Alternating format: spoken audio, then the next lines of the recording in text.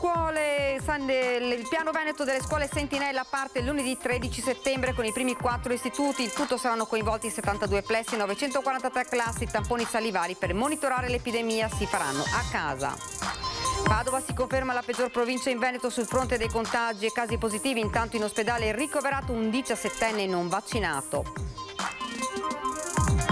Ad essere fatale al 42enne di Mira, Ivan Busso, potrebbe non essere stato il Covid ma una polmonite batterica seguita al contagio. La conclusione dopo l'autopsia, aperta l'inchiesta, 12 indagati. Omicidio di Bardolino, confermato l'arresto per il 38enne che ha ucciso Chiara Ugolini. Per il GIP ha agito con crudetà e per motivi abietti, l'uomo è rimasto in silenzio. Recuaro Terme, la visita guidata al bunker tedesco con personale in divisa, scatena la polemica. L'Ampi attacca un post di Zaia che segnalava l'evento. Il governatore: non gestisco io i social ma ci scusiamo. Padova al voto nel 2022, 3 possibili candidati del centrodestra. Alla città del Santo spiccano l'imprenditore Francesco Peghin e il professor Giorgio Palù. La Basilica di Sant'Antonio a Padova ha un nuovo rettore. Questa mattina è stata annunciata la nomina di padre Antonio Ramina. Abbiamo incontrato Tony Servillo, protagonista di ben 3 film alla Mostra del Cinema. Il mio consiglio ai giovani attori: restare umili e mettersi a disposizione dei registi. Buonasera, ben ritrovati. Edizione regionale dei nostri telegiornali. Dunque, l'avete sentito dai titoli, è stato presentato dalla Regione il piano delle scuole Sentinella. Dal lunedì 13 settembre in 72 plessi del Veneto tamponi salivari molecolari per monitorare l'andamento dell'epidemia. Interesserà tutte le fasce di età, dalle elementari alle superiori, il piano delle scuole Sentinella predisposto dalla Regione sulla scorta dell'esperienza fatta lo scorso anno. Tamponi salivari molecolari in 72 plessi distribuiti nelle 7 province, eseguiti ogni 15 giorni. Noi il 13 siamo in trincea, inizieremo una nuova avventura. Per noi l'obiettivo è uno solo: testare, testare, testare e fare in modo che la scuola resti aperta. Noi speriamo che si inauguri un nuovo corso per la scuola e si abbandoni definitivamente la DAD. Abbiamo capito che è una devastazione psicologica oltre che formativa. Si comincia il 13 settembre in 4 istituti: la scuola enologica Cerletti di Conegliano, l'istituto comprensivo Toti di Musile di Piave, il liceo scientifico Cornaro di Padova e l'istituto di Legnago. 42 le scuole elementari, dove non ci sono di fatto alunni vaccinati, 16 le medie e 14 le superiori, per un totale di 11.625 studenti. 23.250 i test che verranno eseguiti e processati ogni mese. Le famiglie saranno coinvolte sia nella richiesta preliminare che nella conoscenza dell'andamento dei test. Viene proposto il consenso informato. Acquisito il consenso, viene consegnato allo studente, in generale, che può essere il bambino piuttosto che il ragazzo insomma più grande, il test salivare, quindi il kit. Viene fatto in autoprelievo. Questo è l'elemento, insomma, l'altro elemento innovativo, perché non c'è bisogno dell'intervento di un operatore sanitario, ma il ragazzo, il bambino, raccoglie a casa la saliva all'interno della provetta. Questa provettina inserita in una busta, già nella provetta c'è l'etichetta che corrisponde alla persona, e viene raccolto all'interno in un box che viene posto nella scuola. Dal momento della consegna le microbiologie hanno un tempo di circa 24 ore per avere il referto, che naturalmente viene poi riferito alla famiglia. In caso uno studente risulti positivo andrà in isolamento, mentre i compagni procederanno ai tamponi. Se all'interno della classe dove sono stati testati tutti c'è un solo positivo, gli altri ragazzi continuano ad andare a scuola con quel concetto di, diciamo, attenzione ad evitare nei giorni successivi a frequentare collettività, a fare feste. Se invece nella stessa classe abbiamo trovato più di un positivo, a quel punto dobbiamo metterli anche tutti gli altri in quarantena. 7 giorni per i soggetti vaccinati e 10 giorni per i soggetti non vaccinati. Ed ora ci spostiamo a Padova con il consueto report settimanale dell'azienda ospedaliera. La città si conferma quella con il peggior andamento, con oltre 2.400 casi attualmente positivi. Padova si conferma la peggior provincia del Veneto per numero di contagi e casi positivi. Sono 2.442 le persone attualmente positive al Covid, un aumento di quasi 200 casi rispetto alla scorsa settimana, con un'incidenza stabile di 93 ogni 100.000 abitanti.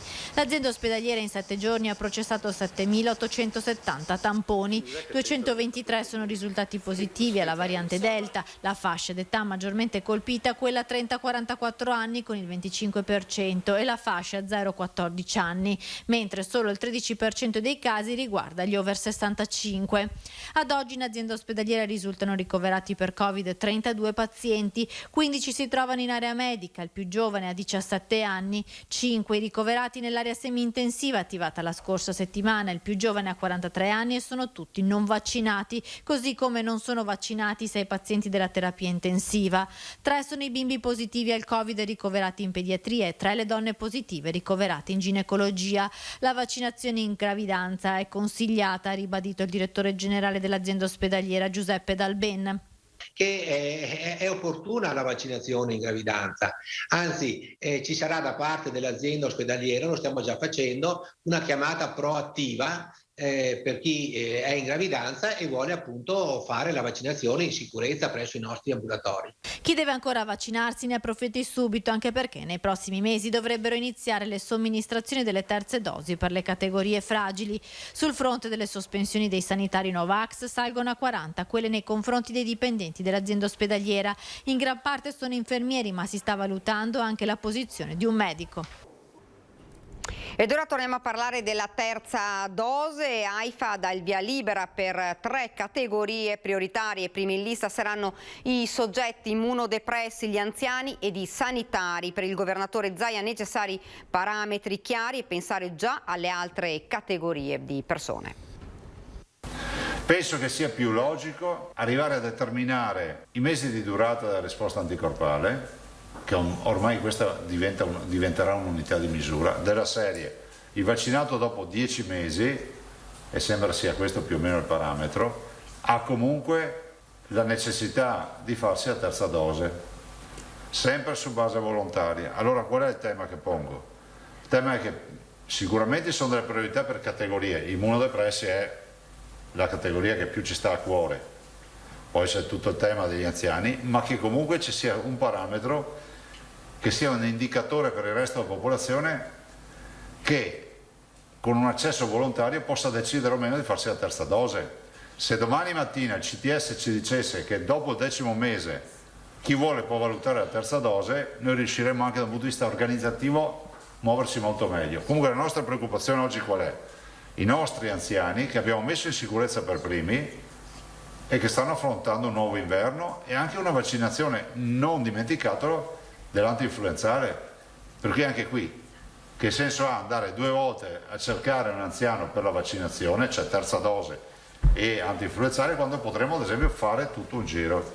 Devo dire che è innegabile noi dovremo prepararci logisticamente e dal punto di vista di operatività per la terza dose. Una terza dose che peraltro avrà anche una difficoltà, perché dovremo distribuire lo sforzo vaccinale tra i centri vaccinali e il domicilio, perché spesso l'immunodepresso piuttosto che l'anziano dovremo andarselo a trovare in casa di riposo. Quindi è una situazione, una congiuntura strana che non è mai capitata nelle vaccinazioni, cioè andare a domicilio, contemporaneamente fare anche centri vaccinali.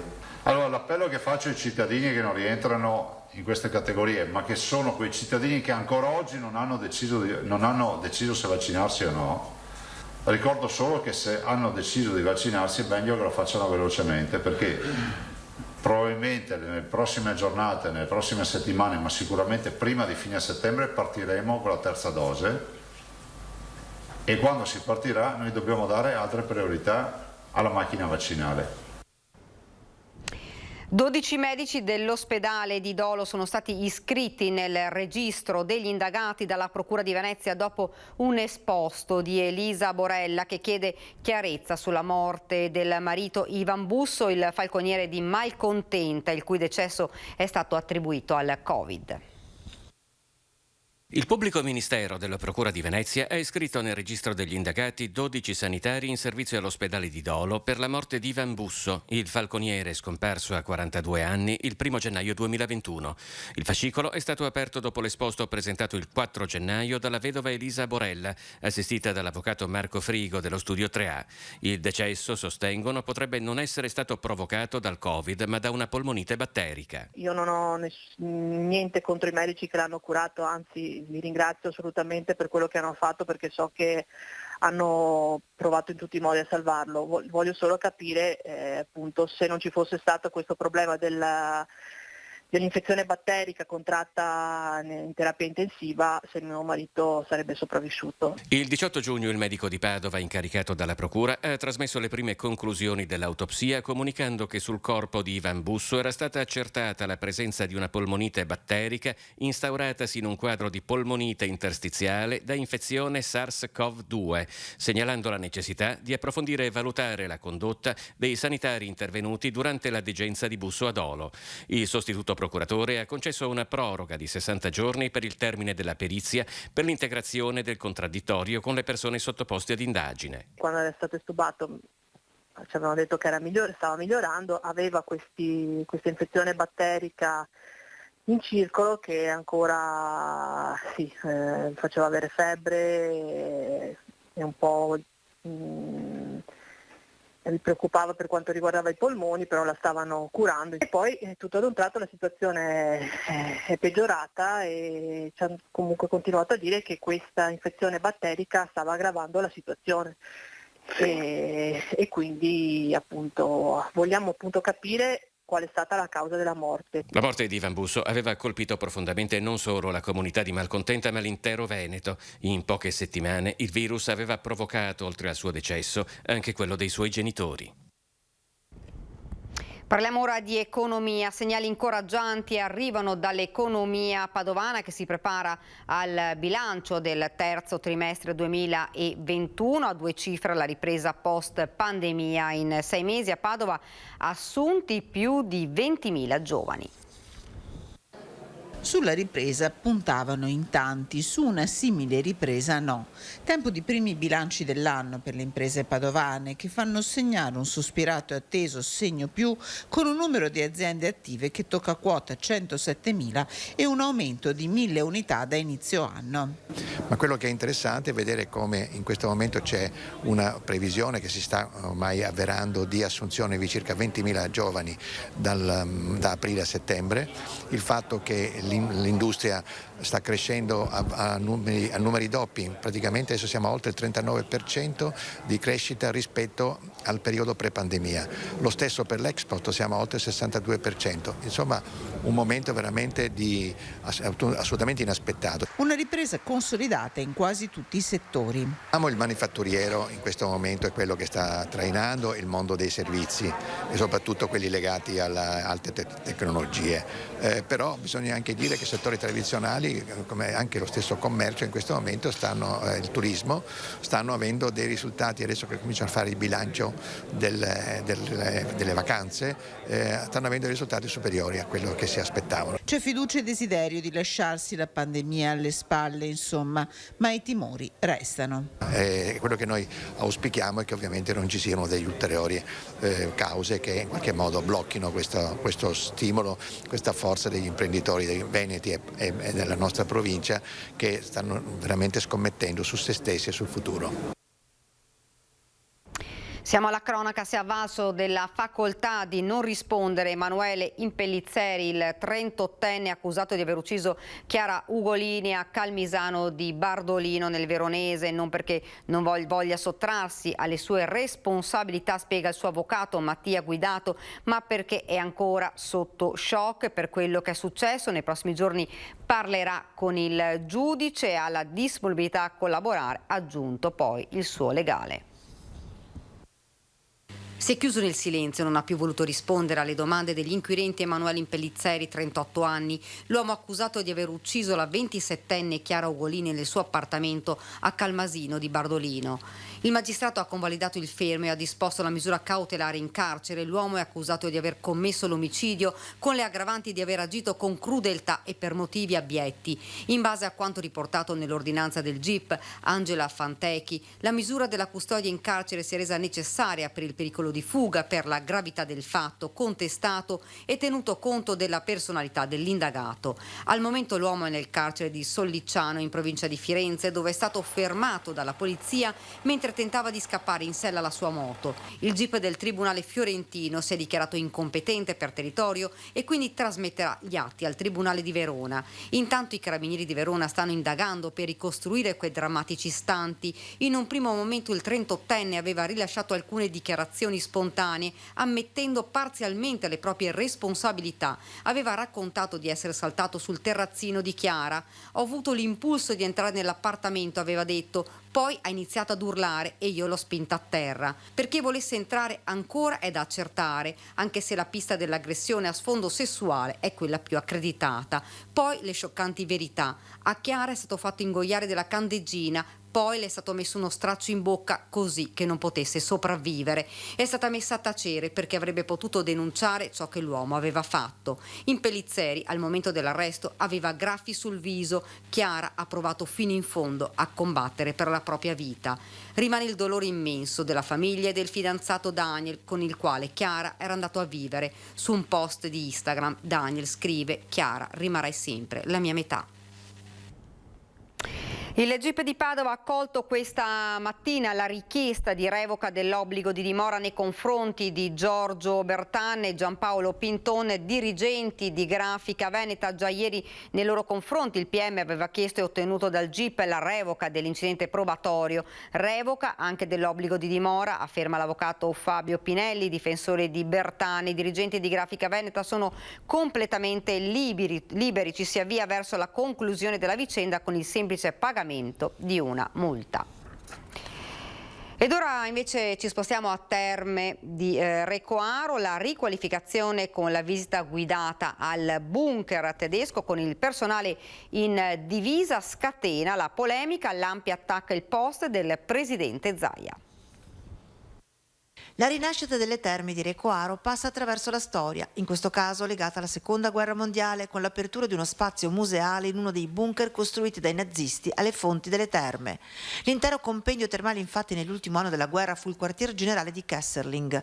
A rilanciare la riqualificazione, peraltro terminata a inizio estate, è lo stesso presidente del Veneto Luca Zaia attraverso un post sui social in cui lo stesso presidente spiega che attraverso visori multimediali che utilizzano la realtà virtuale si potranno esplorare gli ambienti del bunker.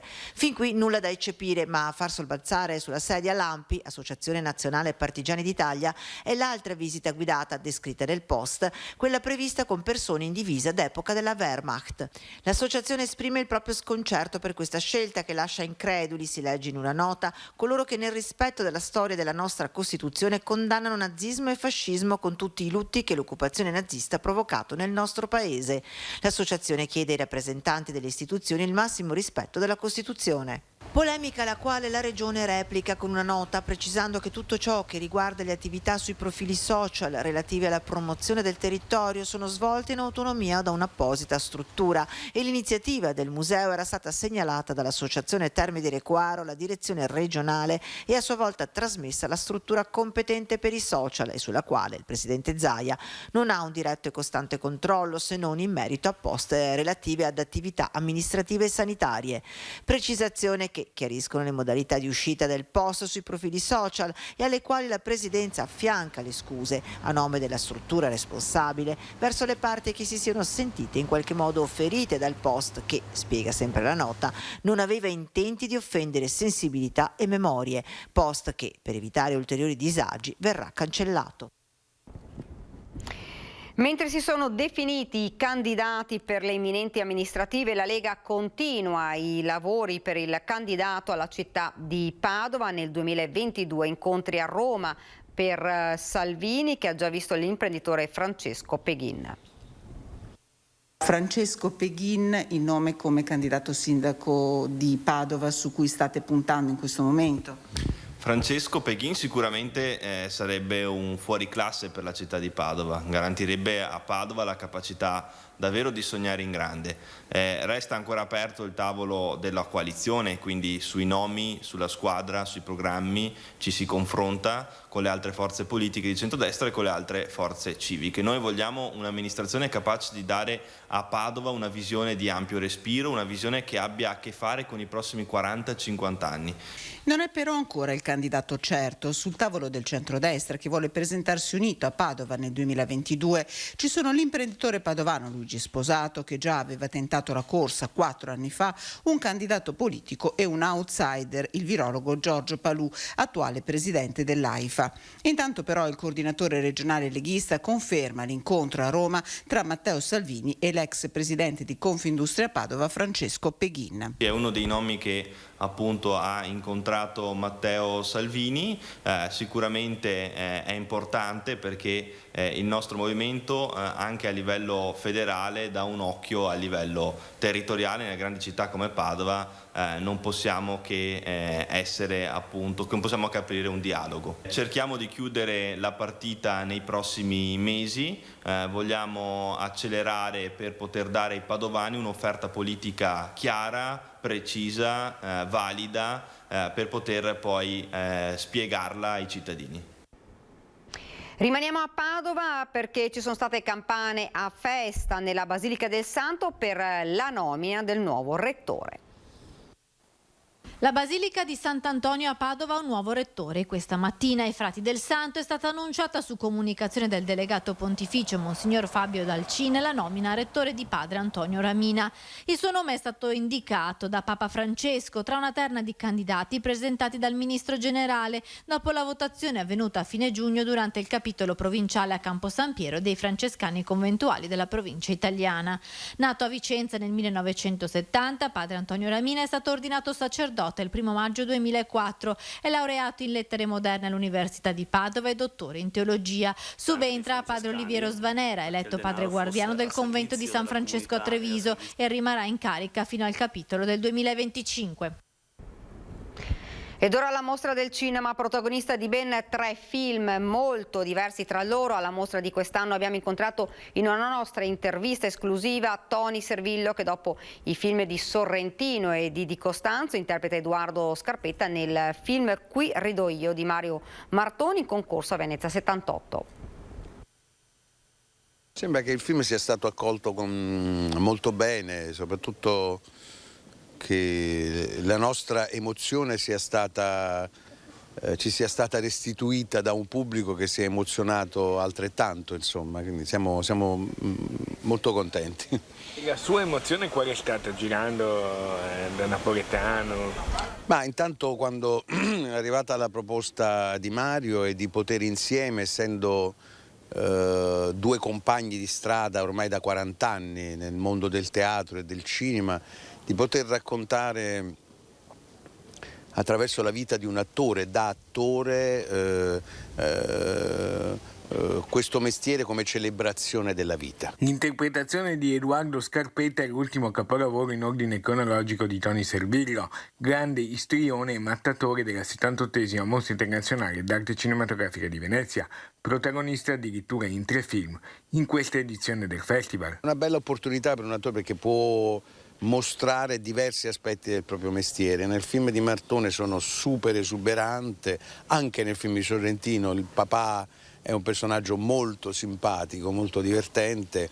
Nel film di Costanzo invece lavoro sulla sottrazione, è un personaggio invece dolente e che deve soprattutto con pochi mezzi esprimere un grande tormento interiore. Alle giovani promesse regala questo prezioso consiglio. Non credere che questo mestiere sia un mestiere facile che serve a uscire fuori dal mucchio, ma che è un mestiere che si mette molto spesso con umiltà al servizio di un personaggio o della creatività di un regista, e questo mettersi a servizio costa fatica, richiede impegno.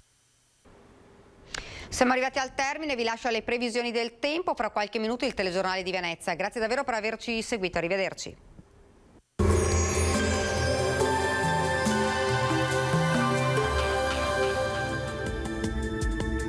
Bentrovati al meteo. Una struttura anticiclonica si estende fino ad abbracciare gran parte dell'Europa. Anche il nostro territorio sarà protetto dall'alta pressione. Vediamo il dettaglio di giovedì 9 settembre. Sul Veneto bel tempo, con tanto sole ovunque, il cielo sarà sereno e sgombro da nubi, come vediamo, salvo per qualche innocuo addensamento, ma senza piogge. Sapore d'estate con un clima gradevole tardo estivo, temperature minime tra 11 e 18 gradi, massime comprese invece tra i 25 e i 28 gradi. Ci spostiamo ora sul Friuli Venezia Giulia, dove avremo la stessa situazione, sarà asciutto e stabile con un ampio soleggiamento e non sono previste precipitazioni. Temperature minime tra 13 e 18 gradi, massime sui 27 e 28 gradi. Infine ci spostiamo sul Trentino Alto Adige, dove sarà soleggiato su tutti i settori, cielo sarà sereno o velato. Temperature minime intorno ai 13 gradi, massime infine sui 28 gradi. Dal meteo di Antena 3 per ora è tutto, grazie per l'attenzione e arrivederci.